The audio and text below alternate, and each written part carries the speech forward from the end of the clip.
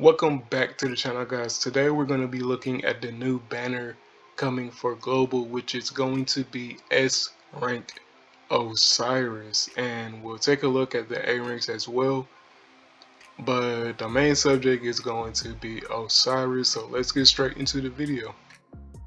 Osiris is one of my favorite characters, so let's start with her kit. If you don't know what Osiris does, she pretty much wants to be in her ult form all the time.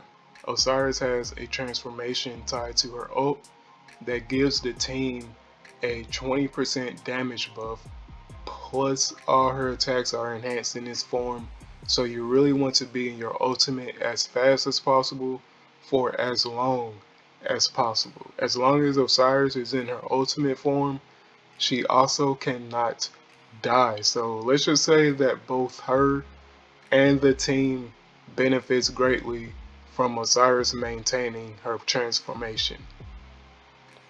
We've talked about Osiris before on the channel before, so I don't really have anything negative to say about her. I love her playstyle. I still use her in my Thor team, so she's kind of a support for my Thor now, but she was always more of a support in my opinion. She's not going to do as much damage as Tsukuyomi, but she does have her burst in skill 3. It also has a little crowd control, which helps it hit in a wider range. So she can do some decent damage, but Tsukuyomi is definitely out damaging her. Tsukuyomi doesn't provide any team utility though, so that's something to think about. Alright, let's briefly look at her build. One thing I do want to say, I don't hear enough content creators mention this, but hopefully the word can start spreading more. But when you build your DPS characters and start working on their substats, you want to go for 888 damage lines in attack, crit rate, and crit damage. You don't need perfect rolls, but that's what you want to work towards, 888 damage lines. So with Osiris, we want the big three, of course. After that, Osiris really appreciates HP, ultimate charge, skill damage, wind damage. She can also take advantage of healing received. So there's a lot of stats that Osiris can actually find useful. So that is Osiris. She is not the only one on the banner though. We also have 4 stars, which is A rank Verthandi, Holder, and also A rank Osiris. This is actually a pretty stacked banner. First off, we have A rank Verthandi, who's still one of the most useful A ranks in the game because she has a unique mechanic in her ultimate charging abilities. There's a lot of emphasis being put on the ultimates in Aether, so whenever you get a tool that can help you charge your ultimate faster, it's going to be very powerful, especially if you have a character who benefits greatly from their ultimate, right? So if you were thinking who would be a good teammate for Osiris, we have a perfect teammate right here.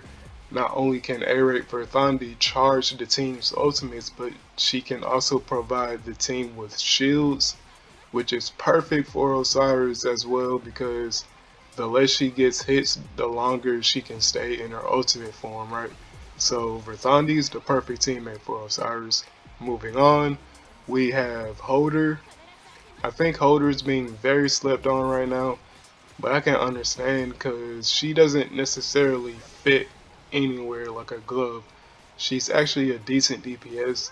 She has an ultimate skill chain with Oku, which is good because they have synergy with each other as well.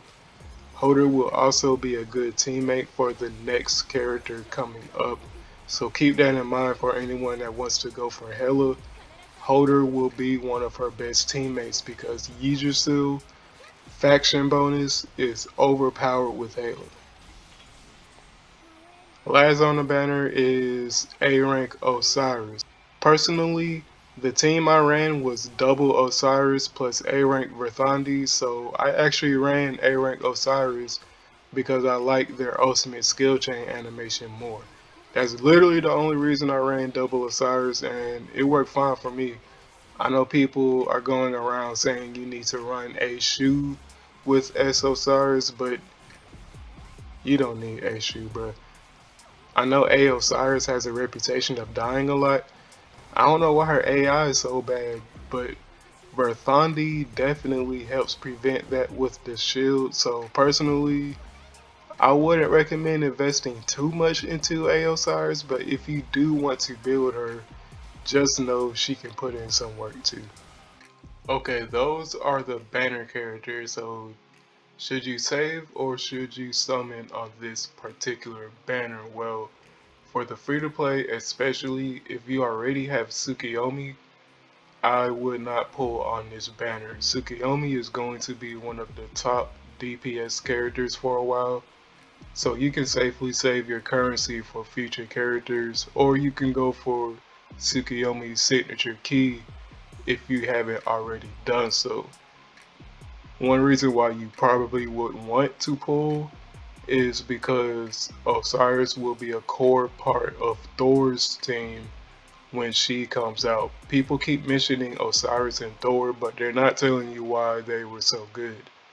Osiris and Thor is so good in CN server because they were the first base S ranked characters to get an ultimate skill chain together. Every skill chain up to this point was between an S rank character and an A rank. Osiris and Thor was the first double S rank ultimate skill chain, and the skill chain effects reflected that as well. It was the most powerful ultimate skill chain at the time, so that's why Osiris is going to be valuable to have later on, because Thor is just a powerhouse and Osiris helps Thor be that powerhouse. So Osiris will have a rerun after Thor, but you might want to save for someone else by that time, so all I can say is choose wisely. My advice would be to do whatever you want. Just make sure you don't miss out on Hera. Hera is the only multiple that y'all need to worry about. So besides her, just have fun, honestly. Alright, that is the end of the video. If you have any suggestions for people or any questions for me, comment down below. It is your pixelated homie. I hope y'all have a good day. I'll catch y'all in the next video.